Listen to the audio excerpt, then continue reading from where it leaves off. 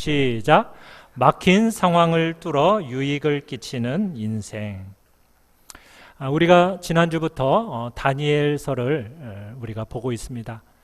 이 다니엘 시대는 겉으로 볼 때에는 유다가 멸망하고 바벨론의 느부갓네살 왕이 세계 최고의 권력자로 통치하고 있는 것처럼 보여집니다. 그렇지만 다니엘은 여호와 하나님의 역사 통치에 대한 절대 확신이 있었습니다.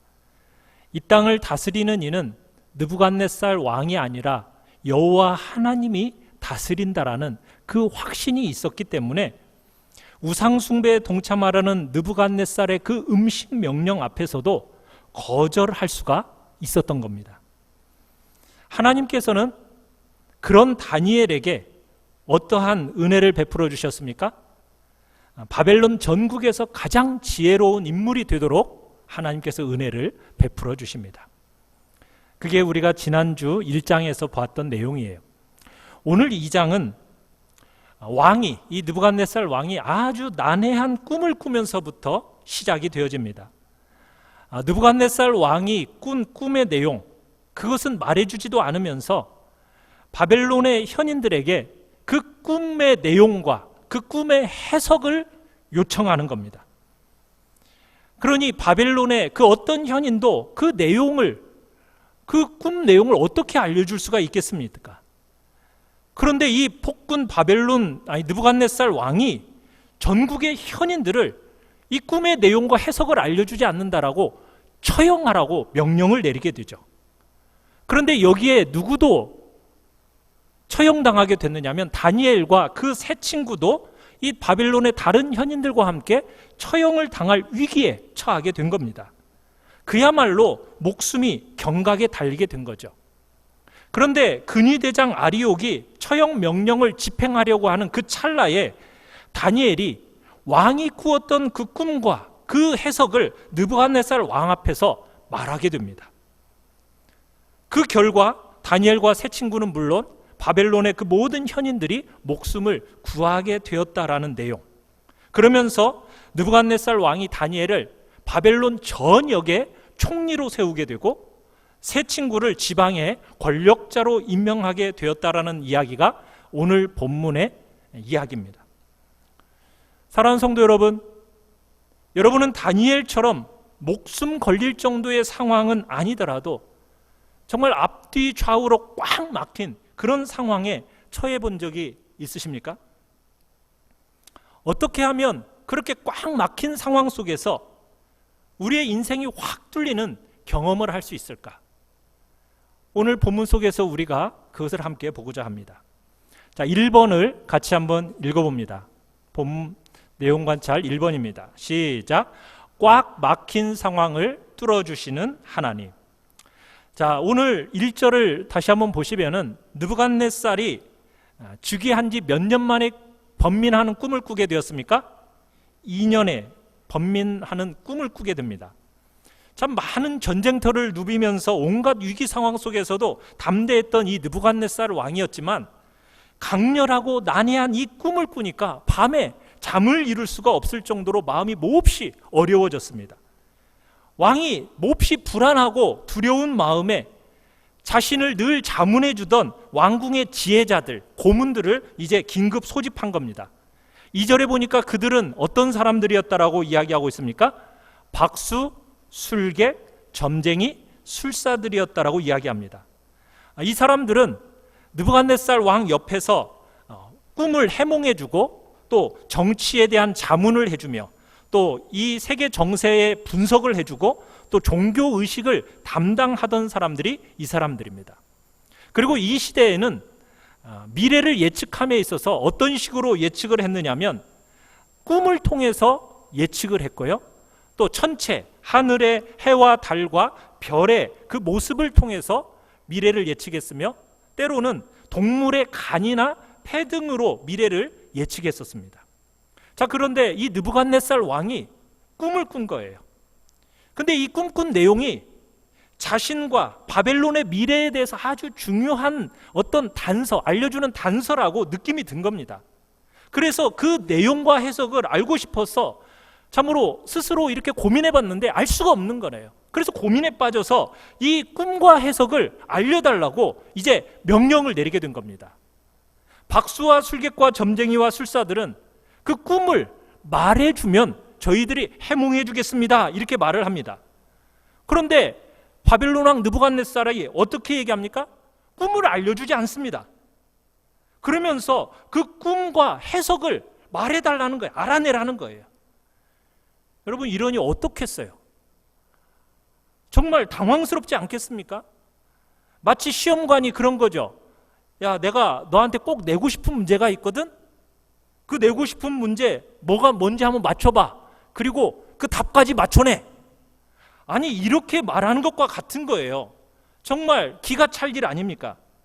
이렇게 말도 안 되는 요구를 해놓고서는 그것을 해내지 못하면 어떻게 하겠다라고 지금 5절에 얘기하고 있습니까? 몸을 쪼개겠대요. 집안을 거름더미로 만들어버리겠대요. 말도 안 되는 요구를 해놓고 그 꿈과 해석을 알게 하지 않으면 사지를 찢어 죽이겠다는 거예요. 집안을 쓰레기더미로 만들겠다는 거예요. 옛날 우리나라에도 능지처참이라는 형벌이 있었죠. 능지처참이라는 형벌이 뭡니까? 몸, 다리, 몸통, 팔, 다리 이거 각기 찢어서 죽이는 그런 극형입니다. 그런데 이 바벨론에서도 사지를 나무에 매달아서 찢어 죽이는 그런 극형이 있었던 거예요. 그러면서 왕은 협박을 합니다. 근데 협박만 하는 건 아니에요. 6절에 보면 이 꿈을 만약 맞춰내고 해석해내면 그 사람에게는 엄청난 상급을 또한 약속하고 있습니다. 자, 그런데 이제 7절에 보시면은 이 바벨론 이 현인들이 왕에게 그 꿈의 내용을 다시 한번 말해달라고 합니다. 그래야 우리가 해석할 수 있다라고. 그러면서 필사적으로 간청을 해요. 그런데 이 간청이 도리어 이 왕의 분노에 그 불길에 기름 붓는 격이 돼버립니다. 왕은 그들이 지금 시간을 끌기 위해서 이 위험한 순간을 적당히 넘기려고 하는 거라고 그렇게 생각하면서 무섭게 질척게 됩니다. 분노에 사로잡힌 이 왕이 그동안 총애했던 그 현인들을 의심의 눈으로 추궁합니다. 9절에 보면 이렇게 추궁을 해요. 거짓말과 망령된 말을 내 앞에서 꾸며 말해서 지금 적당히 그 자리를 지켜온 거구나. 니네들이 지금 그렇게 지켜온 거지 하면서 의심의 눈초리로 지금 이야기를 하는 거예요. 결국 바벨론 현인들은 자신들 중에 누구도 이 일을 해낼 수 없다라고 인정을 합니다. 그러면서 11절에서 한 말을 우리가 주목해 볼 필요가 있습니다. 우리 11절 같이 한번 읽어보겠습니다. 자, 다니엘서 2장 11절입니다. 시작. 왕께서 물으신 것은 어려운 일이라 육체와 함께 살지 아니하는 신들 외에는 왕 앞에 그것을 보일 자가 없나이다 한지라. 이 바벨론 현인들이 지금 느부갓네살 왕의 그 불합리한 요구, 그리고 그것을 들어줄 수 없는 자신들의 한계를 솔직하게 토로하고 있는 겁니다. 그러니까 인간의 한계성을 인정하는 거죠. 그러면서 여기 육체와 함께 살지 아니하는 신들 위에는 이 말이 있지 않습니까? 이 말은 다시 말하면은 바벨론의 신들보다도 훨씬 더 위대한 신을 믿고 있는 사람만이 그 꿈을 해석할 수 있습니다. 이렇게 얘기하는 거예요. 그러니까 자신들이 알고 있는 이 바벨론의 신들 중에는 이걸 할 만한 능력이 있는 신이 있다는 겁니까? 없다는 겁니까? 없다라는 지금 고백을 하고 있는 겁니다. 바벨론 제국에서 가장 지혜로운 자들이라고 말하는 이 사람들이 지금 왕의 꿈을 전혀 해석해내지 못하고 있는 거예요. 이것은 오직 이 세상 모든 만물의 절대 주권자이신 하나님만이 미래의 역사에 대한 계시를 주실 수 있다라는 것을, 그리고 왕을 다스릴 수 있다라는 것을 우리에게 보여주고 있는 장면입니다. 그러니까 하나님이 허락하시지 않는 한 어떤 존재도 그 계시를 깨달아 알 수 없다는 거예요.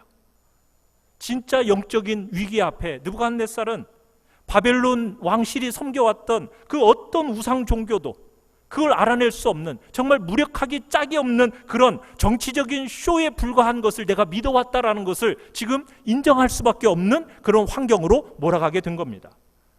앞뒤가 지금 꽉 막힌 상황이에요. 그런 상황 속에서 그 모든 것을 열어주시는 분은 누구이십니까? 여호와 하나님밖에 없다라는 것을 우리로 하여금 알려주고 있는 거죠. 자, 이 말을 듣고 나서 느부갓네살 왕의 이 인내심에 한계가 왔어요.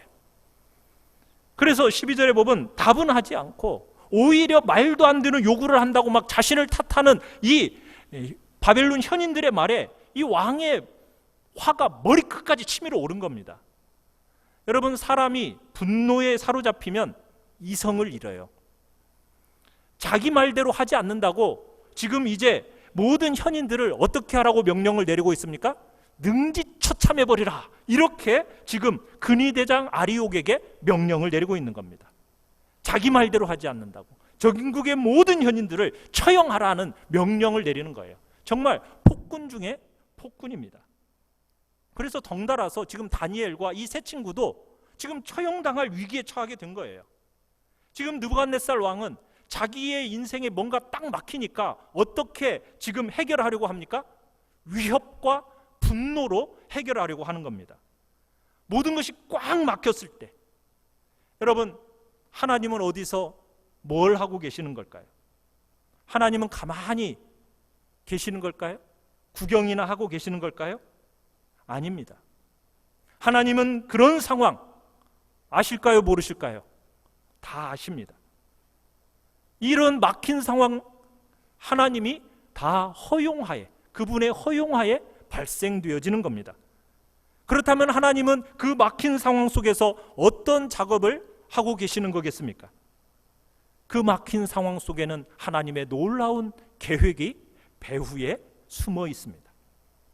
하나님께서는 그 모든 막힌 상황을 통해서 마침내 자신의 위대함을 나타내 보이시는 것이죠.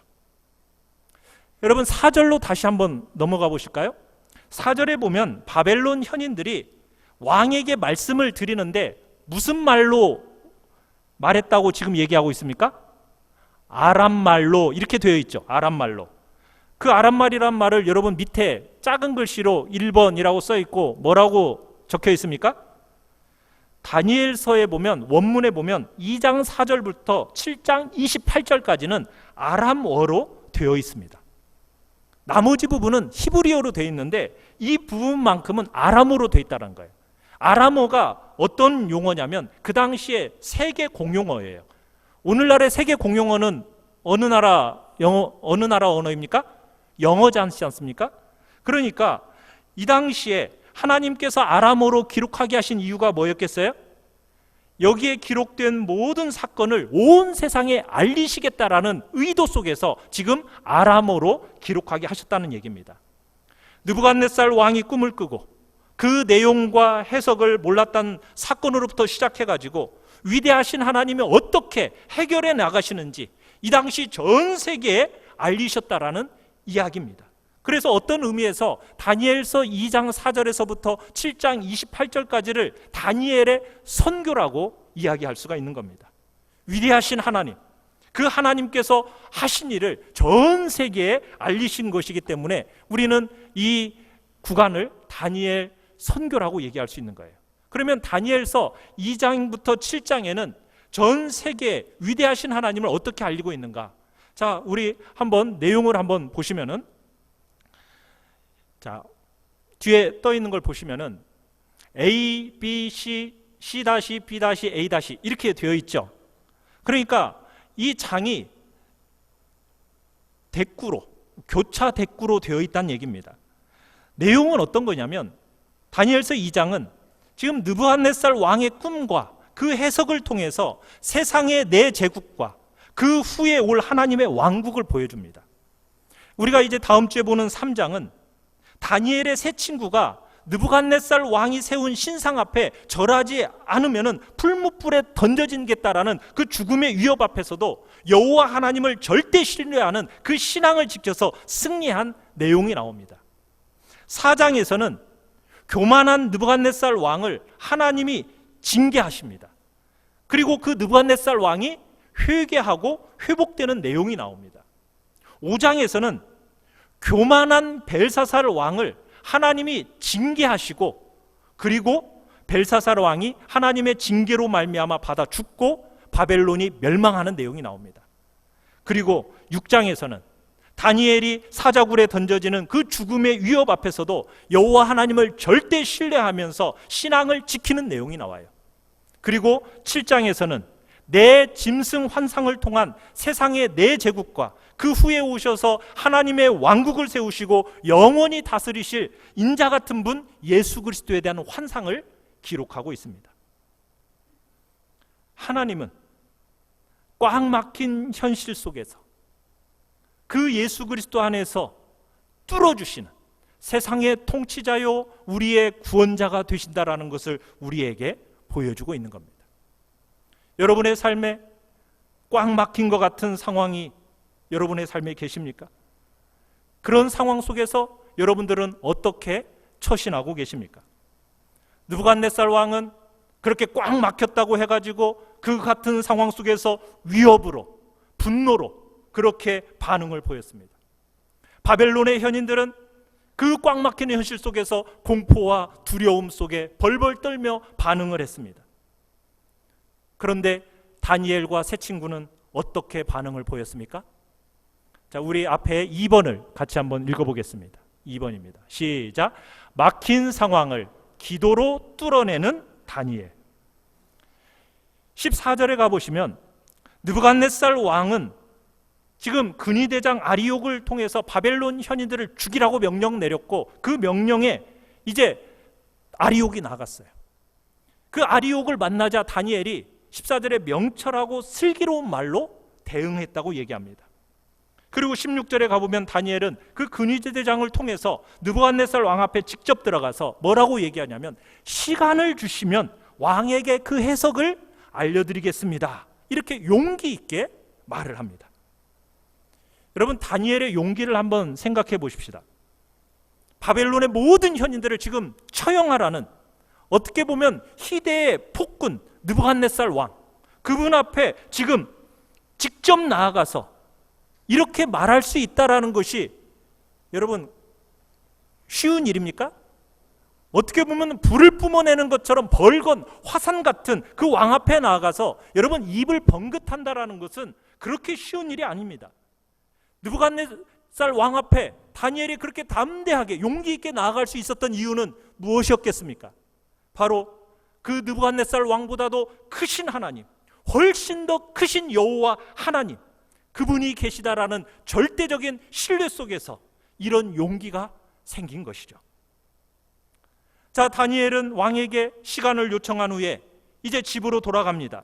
17절 18절을 보시면 집으로 돌아가서 뭘 하고 있습니까? 먼저 친구 하나냐, 미사엘, 아사랴를 불러서 사정을 알립니다. 그리고 함께 하늘에 계신 하나님께 기도를 드리자고 합니다. 목숨이 경각에 달려있는 상황에 이들이 하고 있는 일이 무엇입니까? 절박함 속에서 기도회를 열고 있는 겁니다. 하늘의 하나님께 매달려서 기도하고 있는 겁니다. 힘들고 어려운 일이 있으면 여러분 어떻게 하십니까? 믿음의 동역자들에게 알리고 함께 간절히 기도해야 합니다. 여러분의 모든 근심거리를 무엇으로 바꿔내야 됩니까? 기도거리로 즉시 바꾸어 내야 됩니다. 기도하는 그 순간부터 문제는 누구에게로 넘겨지는 겁니까? 전능하신 하나님의 손으로 옮겨지는 거예요. 하나님의 손으로 가야 여러분 그때부터 안심할 수 있는 거 아니겠습니까? 평안할 수 있는 것이고 담대할 수 있는 것입니다. 여러분의 삶에 정말 근심거리, 앞뒤 좌우 꽉 막힌 상황 속에서 다른 데 바라보지 마시고 정말 살아계신 하나님 그분 앞에 엎드려 기도의 자리로 나아가시길 바랍니다. 그렇게 기도하는 다니엘과 세 친구의 기도에 하나님께서 어떻게 하셨습니까? 신속하게 응답하셨습니다. 19절에 보니까 다니엘은 기도를 하는 중에 환상을 보게 됩니다. 다니엘이 은밀한 것을 보게 되었다고 얘기합니다. 이 은밀한 것이란 건 무엇이겠습니까? 어떻게 보면 좁은 의미 속에서 느부갓네살 왕의 꿈을 지칭하는 것이겠지만 넓은 의미에서 그 꿈을 포함해서 꿈에 담겨있는 하나님의 섭리를 이야기하는 것입니다. 하나님께서는 다니엘에게 왕이 꾼 꿈을 보여주시고 해석까지 다 알려주시니까 환상을 본 다니엘이 그 다음에 보인 반응은 무엇이죠? 무엇을 하고 있습니까? 하나님을 찬송하고 있습니다. 찬송하고 있어요. 20절에 보면 찬송하고 있어요. 여러분, 보통 사람들은요, 하나님이 놀라운 환상을 보여주는 순간 단숨에 왕 앞에 달려갔을 겁니다. 하나님께서 환상을 통해 지금 왕의 그 꿈과 해석까지 보여주셨으니 얼마나 그 마음에 막 흥분이 되었겠어요. 그런데 다니엘은 이 흥분을 가라앉히고 제일 먼저 뭐부터 했다고요? 하늘을 우러러서 정말 먼저 하나님 앞에 감사와 찬양을 올려드리고 있는 겁니다. 여러분의 기도 생활은 보통 우리는 정말 축복을 부어달라고 하나님 앞에 아주 겸손하고 절박하게 기도는 잘합니다. 그런데 하나님께서 그 응답으로 축복을 주시면 어떻게 그 다음 반응을 하십니까? 대부분 그 기쁨에 취해서 축복을 주게 하신 그 하나님에 대해서는 잊어버리는 경우가 너무나도 많습니다. 이에 반해 다니엘은 어떻습니까? 우선순위가 분명한 사람이었던 겁니다. 아무도 보는 사람이 없었지만 감사하고 기쁜 마음으로 제일 먼저 축복을 주신 하나님을 찬양하고 있는 거예요. 찬양이라는 것은 다른 것이 아닙니다. 하나님이 행하신 그 놀라운 일에 대해서 감사하고 박수치면서 환호하는 겁니다. 그게 찬양입니다. 인간들에게는 그토록 난해하고 힘든 일이었던 그 일이 하나님이 개입하시니까 순식간에 풀려버립니다. 우리의 인생에 막혀있는 모든 것들도 기도하면서 하나님께서 뚫어주시면 우리가 생각하지 못하는 그 순간에 순식간에 뚫려지는 역사가 있다는 거 믿으시기 바랍니다. 우리 3번을 같이 한번 읽겠습니다. 시작. 영원히 뚫린 하나님의 왕국. 자, 다니엘은 친구들과 하나님께 그렇게 기도하고 응답을 받았습니다. 그리고 근위대장 아리옥에게 알립니다. 근위대장 아리옥에게 현인들을 죽이지 말라고 하면서 자기를 왕에게 데려달라고, 그러면 내가 꿈과 그 해석을 알려드리겠다라고 지금 24절에서 이야기하고 있습니다. 근위대장은 25절에 이제 이 생각한 거죠. 야, 이제는 그 끔찍한 이제 피바람이 완전히 종식되었구나. 이제 내가 다니엘을 왕 앞에 데려가면 끝나겠구나 하면서 급히 데려갑니다. 자, 느부갓네살 왕이 다니엘에게 이제 내가 꾼 꿈 그 해석 이제 네가 능히 알게 하겠느냐 이러면서 말하니까 다니엘이 대답을 합니다. 27절 28절에 보시면 이렇게 답변을 합니다. 왕이 물으신 바 은밀한 것은 지혜자나 술객이나 박수나 점쟁이가 능히 왕께 보일 수 없으되 오직 은밀한 것을 나타내실 이는 누구이시라? 하늘에 계신 하나님이시라. 다니엘은 여호와 하나님께서만 우리의 삶의 그 미스터리를 계시할 수 있다라고 말하고 있는 겁니다. 그 미스터리를 계시하실 수 있는 분은 다니엘 자신도 아니고 바벨론의 어떤 현이들도 아니라 오직 누구뿐이라고요?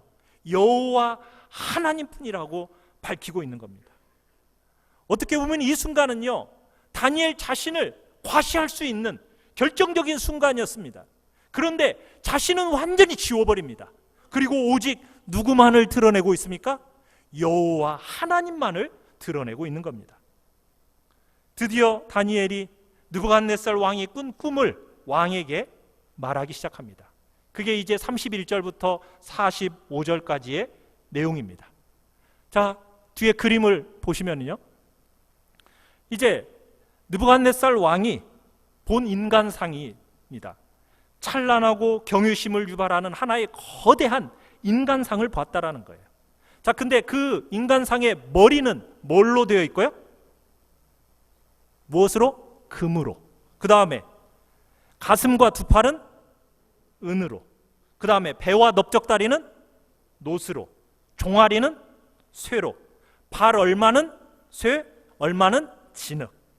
자, 근데 그때 진흙과 쇠와 놋과 은과 금으로 된 이 인간상을 다 부서져서 여름 타작 마당겨같이 바람에 불려 날아가 버렸다는 거예요. 뭐에 의해서? 돌에 의해서. 그리고 그 돌이 태산을 이루어서 온 세상에 가득하게 된다는 내용이 바로 꿈의 내용입니다. 그리고 나서 다니엘이 그 꿈을 해석을 하게 되는데요, 뭐라고 해석을 하게 되느냐? 이제 36절부터의 해석의 이야기가 나옵니다. 자, 그 인간상의 머리, 금머리는 누구를 가리키는 거라고 얘기를 하고 있습니까? 38절에 보니까 그 금머리는 누구다? 바로 느부갓네살 왕이라는 거예요. 하나님이 느부갓네살 왕에게 권세와 영광을 주셔서 천하 인간과 만물을 다 다스리게 하셨다라는 거예요. 이 말을 딱 들었을 때 느부갓네살 왕의 마음이 어떻겠어요? 너무 좋았겠죠. 기분이 좋았을 겁니다. 정말 자신을 세계 최고의 권력자라고 얘기하니까 얼마나 기분이 좋았겠어요. 그런데 39절에 보시면은 뭐라고 시작하고 있냐면 왕을 뒤여 이렇게 말씀을 하고 있습니다. 그러니까 이 느부갓네살 왕의 권세와 영광이라는 것은 영원한 것이 아니라 어떻다라는 겁니까? 지나간다라는 거예요. 지나간다. 왕 다음에 다른 왕국이 일어난다라는 것을 지금 이야기하고 있는 겁니다. 왕 다음에는 바벨론보다 못한 은 같은 왕국이 일어난다는 거예요. 그 은 같은 왕국을 뒤이어서는 뭐 같은 왕국? 놋과 같은 왕국이 일어나서 전 세계를 다스릴 것이고, 그 다음에는 뭐 같은? 쇠 같은 강한 문나라를 부서뜨리고 지배하는 왕국이 일어나게 될 거라는 얘기입니다. 그 넷째 왕국은 쇠같이 얼마는 든든한데 또 얼마같이 진흙같이 부서질 거라고 얘기하는 거예요. 왜냐하면 그 모든 민족이 서로 섞여 있어서 통합되지 못하기 때문일 거라고 해석을 합니다. 그런데 이 해석의 초점이 어디 있느냐? 넷째 왕국 시대에 일어날 다른 왕국에 초점이 있습니다. 자, 우리 44절을 같이 한번 읽어봅시다. 44절입니다. 시작. 이 여러 왕들의 시대에 하늘의 하나님이 한 나라를 세우시리니 이것은 영원히 망하지도 아니할 것이요 그 국권이 다른 백성에게로 돌아가지도 아니할 것이요 도리어 이 모든 나라를 쳐서 멸망시키고 영원히 설 것이라. 자, 느부갓네살 왕이 그 꾼 꿈과 다니엘의 해석은 느부갓네살의 왕의 그 바벨론, 그 후에 다른 제국이 서게 되는데 그 제국은 뭐냐? 바로 메대와 바삼, 메데바사입니다. 우리가 학교에서 배우기로는 페르시아 제국이라고 그러는데요. 그 페르시아 제국이 일어나고 그 다음에는 헬라 제국이 일어납니다. 여러분들이 알렉산더 대왕을 잘 아시죠? 그 알렉산더 대왕에 의해서 세워진 헬라 제국, 그리스 제국입니다. 그 후에 로마 제국이 세계를 다스릴 것에 대한 하나님의 미래 계획을 보여주고 계시는 거예요. 우리는 지금 지나간 역사이니까 분명히 보여져 알게 됐습니다. 하늘의 하나님께서 바벨론 제국이라는 것은 약 60여 년간 세계를 제패하게 하셨어요. 그 뒤를 이어서 메데바사, 페르시아 제국은 약 200여 년간 패권을 차지하게 됩니다. 그리고 그 다음에는 알렉산더 대제에 의해서 세워진 헬라 제국이 또 약 200여 년간 그 뒤를 잇게 돼요. 그리고 그 뒤를 이어서 로마 제국이 600여 년간 세계를 제패하게 됩니다. 그런데 이 로마 제국 시대에 한 나라가 탄생하게 된다는 거예요. 세워지게 된다는 거예요. 그 나라가 어떤 나라입니까? 바로 예수 그리스도가 돌처럼 일어나서 온 세계를 부수고 다스리시는 하나님의 왕국이 등장하게 될 것을, 그리고 마침내 거대한 산처럼 되어서 온 세상을 가득 채울 것이라는 그런 내용을 지금 하나님께서 느부갓네살 왕의 그 꿈을 통해서 보여주고 계시는 겁니다. 예수 그리스도께서 다스리시는 하나님의 왕국이 어떠한 나라라고요? 영원한 나라, 무너지지 않는 나라, 어떤 나라에도 정복되지 않는 나라, 그 나라가 될 거라는 겁니다. 그 말씀대로 진짜 하나님 나라가 이 땅에 도래했습니다. 언제요? 로마 시대 때. 예수 그리스도께서 회개하라 천국이 가까웠느니라 그 말씀과 함께 이 땅에 예수님이 오심으로 하나님의 나라가 이 땅에 도래하게 되었고, 그리고 예수 그리스도께서 이 땅에 재림하시는 순간 온 세계 모든 사람들이 눈으로 확인할 수 있도록 거대한 태산과 같은 왕국으로 완성될 것이라고 지금 보여주고 있는 겁니다. 하나님의 왕국은 정말 초라하게 시작되었습니다.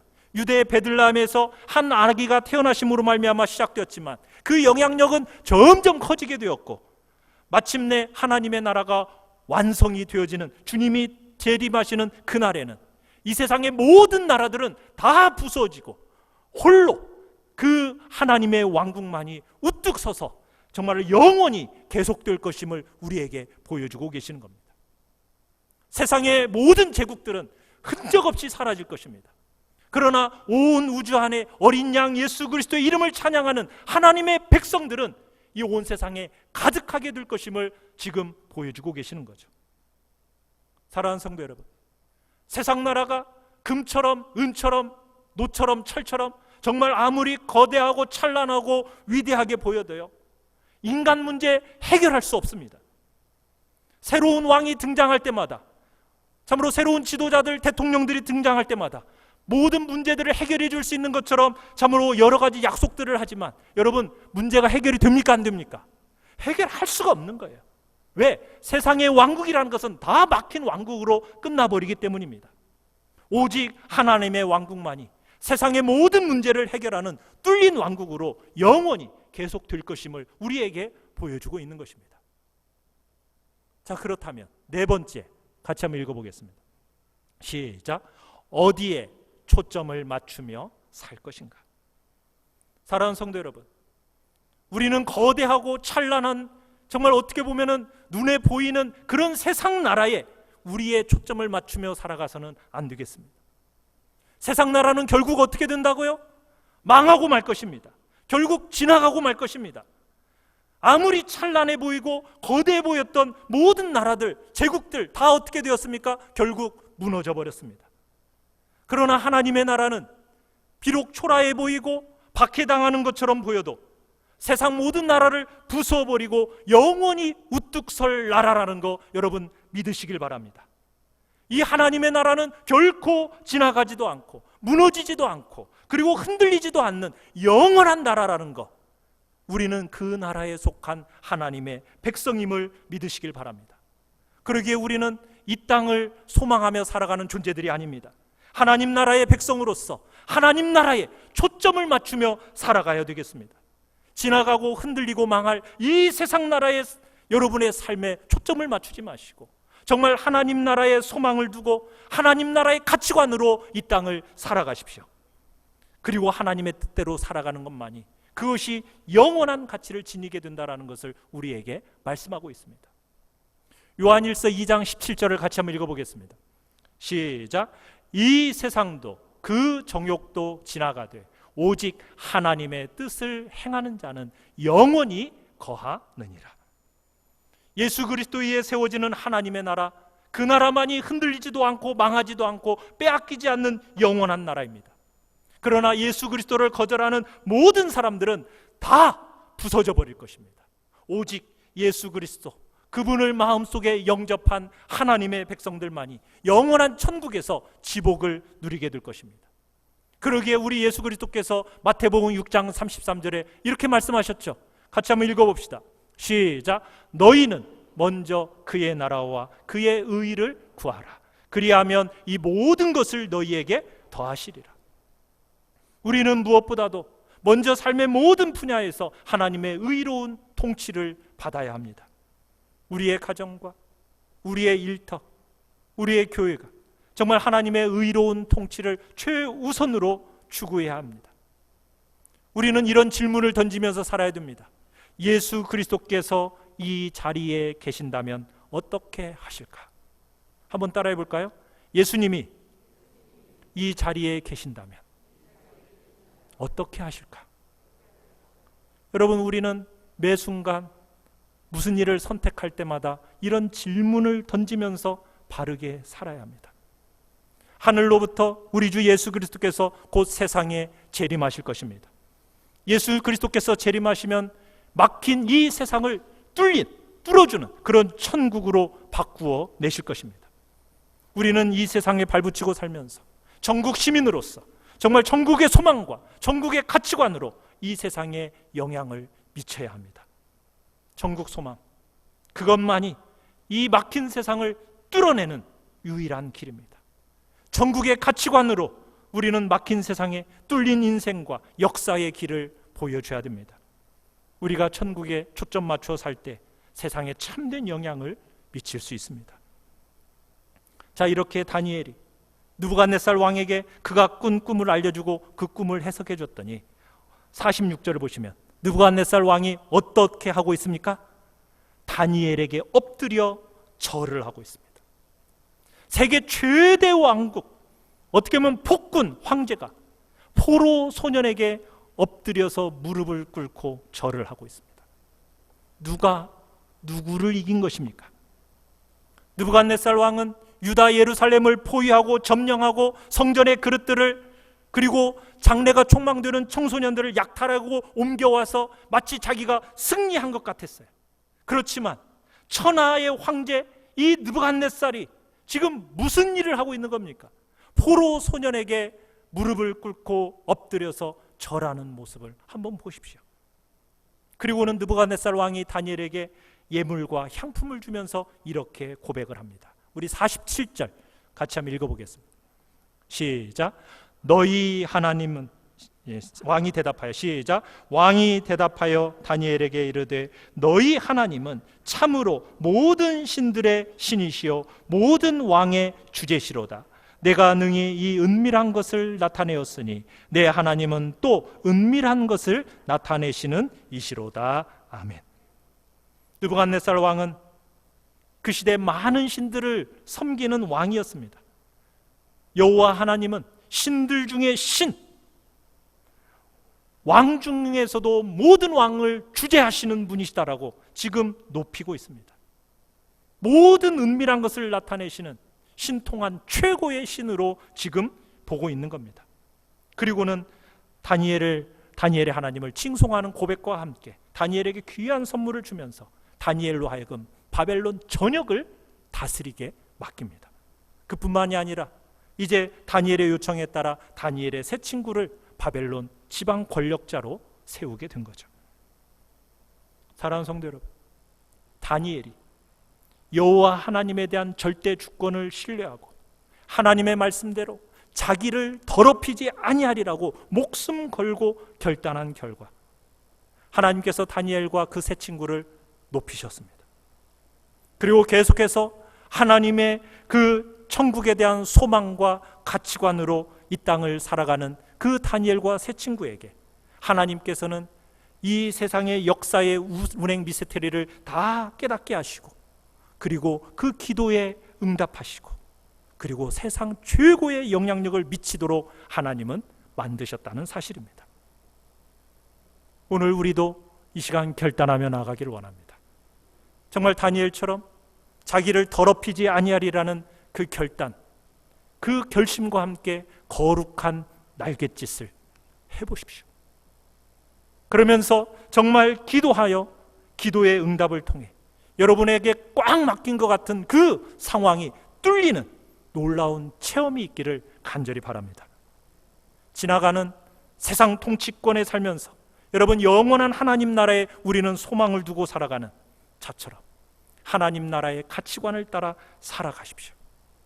그럴 때 기도의 응답에 체험을 하시게 될 거고 막힌 상황을 뚫어주시는 그 하나님을 경험하게 되실 것이며 여러분이 하나님의 나라의 소망과 그 가치관에 초점을 맞추고 의롭게 살아갈 때 하나님께서는 여러분을 통하여 여러분의 가정과 여러분의 일터와 교회와 이 국가에 선한 영향력을 끼치는, 유익을 끼치는 복된 존재로 여러분들을 세워가게 되실 것입니다.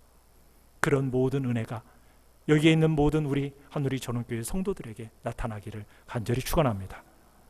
우리 시간 같이 찬양을 합시다.